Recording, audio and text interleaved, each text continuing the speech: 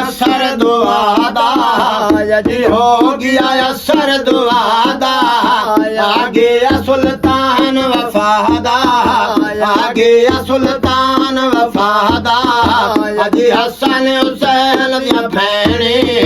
मुंह वारे वारे चूमेन फिरादा मंगियां दुआं भैणा फिराव कोई वीर होवे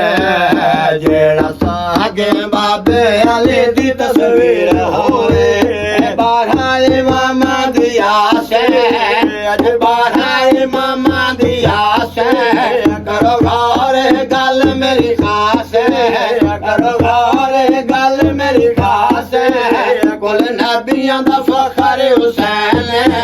ते हुसैन दा फखर अब्बास मंगियां दुआं भैणा फिराव कोई वीर होवे